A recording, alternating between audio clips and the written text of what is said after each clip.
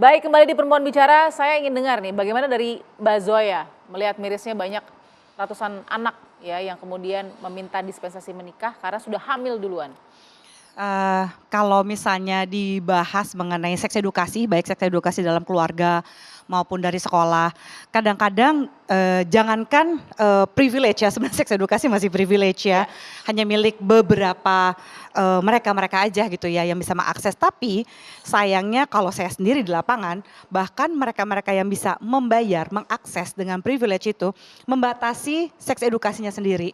Masih banyak seks edukasi yang maaf ya secara munafik, itu masih benar-benar terfokus kepada abstinence. Jadi tidak melakukan hubungan seksual sama sekali gitu ya. Dan salah satu penelitiannya dari Prof. Sarlito tahun 1985 pada waktu itu menarik penelitiannya. Jadi begini, tentang orang yang takut dosa. Ternyata yang lebih takut dosa adalah orang yang sudah pernah berbuat dosa. Jadi kalau misalnya mau dipakai dalih, ayo kita tingkatkan ini agamanya dia gitu ya supaya lebih Keimanan gitu bagus. ya. Keimanan dan agama itu hanya bisa menjadi preventif jika dia belum pernah melakukan. Tapi ketika dia sudah pernah melakukan hubungan seksual atau percobaan, justru dia malah tidak mau sholat, tidak mau beribadah, karena merasa malu, dirinya tuh sudah kotor tanda kutip. Jadi kalau sudah sampai terjadi di situ terus mereka mau dibilang udah dikasih pendidikan agama lagi, mereka mundur biasanya gitu justru. Nah yang sayangnya dalam pendidikan seks edukasi aja masih sering diberikan kuratif gitu.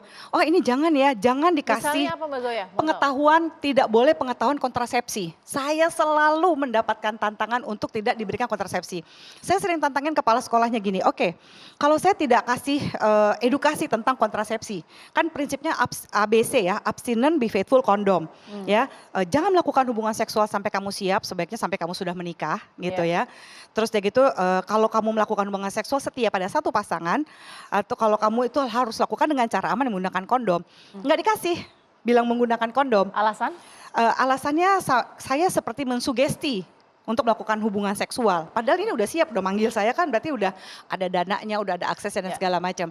Terus saya bilang, tapi gini ya Pak atau Bu kepala sekolah, ketika saya tidak memberikan edukasi mengenai kontrasepsi, kalau sampai nanti ada siswa atau siswi yang hamil atau menghamili, masih boleh tetap sekolah ya? Oh enggak lah kami keluarkan. Gitu. Kami langsung tutup mata gitu, shutdown. Jadi saya juga jadi bingung nih, masih banyak yang tantangan terbesar saya sebagai seorang seks edukator, seorang advocate seks positif adalah kemunafikan di negara ini juga. Gitu. Itu yang menjadi tantangan terbesarnya bahwa tidak membicarakan seks seolah-olah bisa membuat anak-anak jadi terhindar dari perilaku seksual beresiko. Terus juga gimana budaya negara ini yang apa-apa solusinya adalah sesederhana menikah. Wah nanti kamu nggak punya ini, kamu jadi nggak ada nikah, ntar kamu nggak ada yang mau. Seperti waktu itu juga HIV AIDS, solusinya menikah. Kenapa semuanya jadi solusi menikah, giliran anak-anak mensimplifikasi itu dengan mengikuti budaya kita gitu ya, dengan seolah-olah menikah itu menjadi solusi dan segala. Oh kalau misalnya terlalu banyak nonton pornografi, lu belum nikah sih gitu kan ya. Lu deket-deket gitu sama lawan jenis, nikah aja. Ya kan berapa banyak dari mereka yang punya skill ya, misalnya yang paling susah itu adalah skill menolak pacarnya sendiri dan itu harus ada di dalam seks edukasi yang komprehensif, tapi beberapa kali itu juga disuruh narik, terus jadi mereka punya kemampuan apa, padahal setiap anak ya dan remaja itu memiliki hak untuk bisa tahu pilihan-pilihan hidupnya. Jadi kalau sampai kamu melakukan hubungan seks ya atau berhubungan seksual terus dia gitu juga hamil di bawah usia 19 tahun, resiko kamu kena kanker serviks besar sekali. Gitu ya, bukan cuma masalah malunya, ini itunya. Terus dia gitu gimana kamu membesarkan anak? Ya, kemungkinan terus resiko kayak hitung-hitungannya gimana sih, pampers tuh berapa sih, susu berapa sih? Itu sudah masuk ke beban. Frustrasinya gimana sih? Oke Mbak Zoya, itu entry point yang penting. Saya mau dengar dulu sebelum saya ke Bu Rini nih Bu, karena tadi kan urusannya sekolah nih, sekolah nggak punya pakem atau standar yang sama tentang edukasi seks. Kakak Devi, silahkan Mbak Devi mungkin bisa memberikan Ya, juga? yang perlu mungkin saya tambahkan tadi Ya, saya jelas kita sepakat dengan apa yang disampaikan oleh para Bazoya. ahli, teman-teman semua. Artinya gini, sekarang problemnya adalah ketika orang tua tidak mau ambil kendali untuk memberikan pengetahuan tentang apa yang sedang dan pasti akan mereka hadapi. Yang namanya anak dan remaja itu memang diciptakan untuk ingin tahu karena itu adalah bagian supaya mereka menjadi tumbuh kan. Betul. Kalau dia nggak ada yang ingin tahu dia tidak akan tumbuh. Nah, Betul. persoalannya sekarang itu semua diserahkan kepada media. Catatan tahun 90-an saja 80% konten televisi itu ada unsur seksualitasnya. 60% yang namanya lagu, musik itu juga merangsang anak-anak untuk memiliki imajinasi yang ke arah perilaku seksualitas. Apalagi sekarang pada saat itu surveinya rata-rata anak dan manusia pada saat itu tahun 90-an itu hanya menonton 3 jam 12 menit. Hari ini tahun lalu datanya kita mengakses benda ini rata-rata 8 jam 18 menit. Banyak yang berarti bisa jadi lebih banyak. Bayangkan di mana kalau dulu dengan televisi kita dengan mudah remote-nya kita pegang. Kalau sekarang setiap anak ada di kamarnya masing-masing gitu ya. Di kamar mandi malah sekali. Nah, jadi langsung artinya berlebih. pola asuh itu diberikan kepada media ini. Yang mana ini kita tidak mau mengontrol juga gitu ya. Karena orang tua berpikir bahwa memang problemnya mereka melihat babysitter terbaik itu adalah saya udah 6.333 kali ngomong gitu ya.